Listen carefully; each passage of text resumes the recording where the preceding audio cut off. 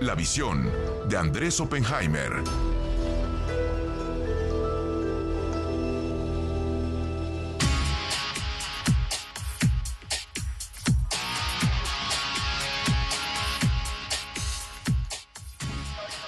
Ocho con 54 en el tiempo del centro. Vamos a conversar, como todos los viernes, con nuestro colega, compañero y amigo Andrés Oppenheimer. Querido Andrés, feliz año, ¿cómo estás? Hola Pascal, feliz año, todo lo bueno. Pascal, fíjate Igualmente. que esta semana, el 1 de enero, se cumplió el 65 aniversario de la dictadura de Cuba. Es una noticia que atrajo poquísima atención a nivel mundial, pero tendría que haber suscitado mucho más interés porque se está produciendo en medio de una estampida sin precedentes de cubanos de la isla a través de México.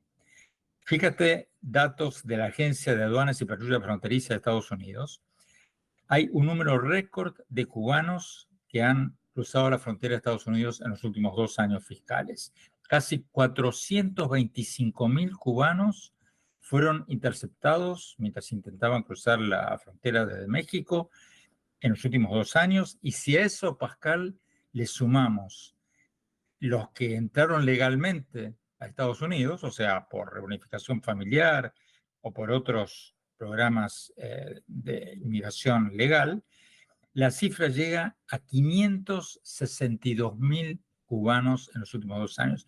Eso, Pascal, es más del 5% de toda la población de la isla en apenas 2 años.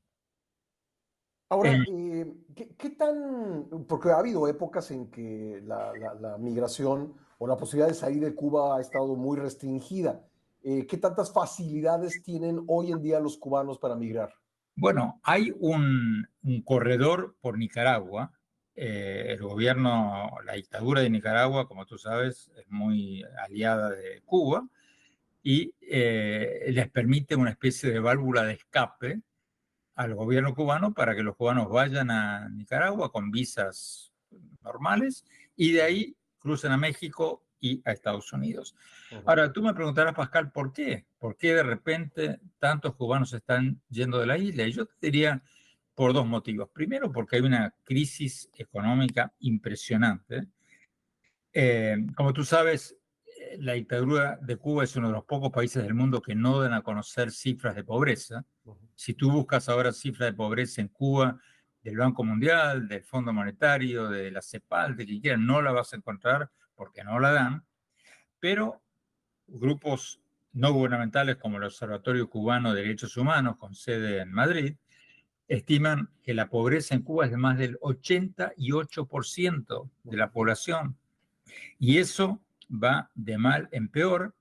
Una de las pocas instituciones internacionales que dan cifras de Cuba, la CEPAL, la Comisión Económica para América Latina y el Caribe de Naciones Unidas, dio a conocer la semana pasada sus proyecciones económicas para el 2024 y ahí aparece Cuba con Haití como los 2 países que van a crecer menos en América Latina este año.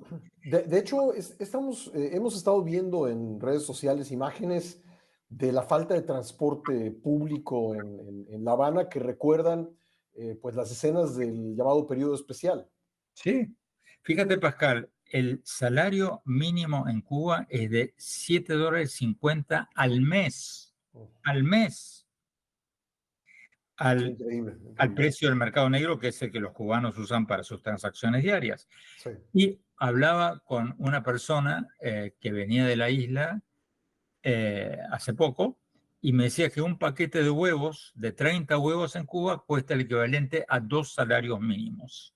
O sea, la mayoría de la gente, Mensuales, ¿no? Me imagino. sí, Sí.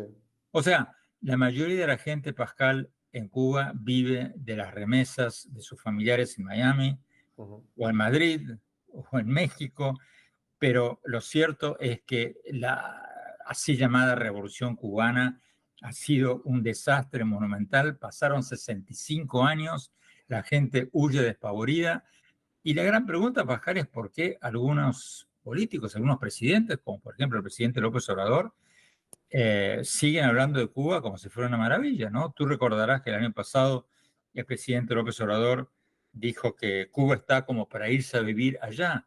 Ujú.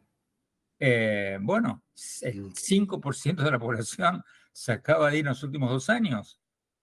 Uno podría preguntarse, si fuera tan fantástico, ¿por qué salen corriendo? Claro. Y Oye, pero el régimen después de las protestas de hace 3 años, prácticamente 2 años y medio, pues no da avisos de debilitarse, ¿no? El régimen bueno, político. esa es una excelente observación, Pascal, y me faltaba mencionar eso. Un motivo del éxodo que estamos viendo es el que hablábamos recién, la pobreza extrema, el desastre económico que se vive en la isla. El otro problema es la represión, porque Ujú, después de las protestas de julio del 2021, ujú, el régimen encarceló a más de 1.000 personas. A muchos de ellos les han dado condenas de hasta 30 años de prisión por tener un cartel en la calle que dice patria y vida, o sea, por ningún acto de violencia, simplemente por ejercer lo que en otros países es el legítimo derecho de la protesta. Y entonces muchos cubanos están perdiendo la esperanza. Dicen, esto no va a cambiar nunca y me voy. Entonces, mucha gente dice, bueno, pero ¿qué pasa con el embargo de Estados Unidos? Bueno, lo cierto, Pascal, es que Cuba tuvo una oportunidad extraordinaria de arreglarse con Estados Unidos en el gobierno de Obama, cuando ujú. Obama reconoció a Cuba, cuando estableció relaciones diplomáticas, y lo cierto es que el gobierno, en lugar de relajar su represión al sector privado, en lugar de permitir a las empresas, a las pymes, a las pequeñas empresas, mucho más libertades, no hicieron prácticamente nada, al contrario. Entonces perdieron una enorme oportunidad, de manera, Pascal, que el así llamado bloqueo, que no es un bloqueo porque Cuba puede comerciar con cualquier país del mundo, no hay barcos de Estados Unidos que estén rodeando a Cuba, Sí. impidiendo que comercie con otros países, es una gran y lo cierto es que ha sido, como decíamos recién, un fracaso monumental. Pues Andrés, te agradezco el comentario y nuevamente te deseo un excelente año. Te mando un abrazo. Lo mismo, Pascal, hasta siempre. Gracias, Andrés Oppenheimer, todos los viernes en la primera emisión.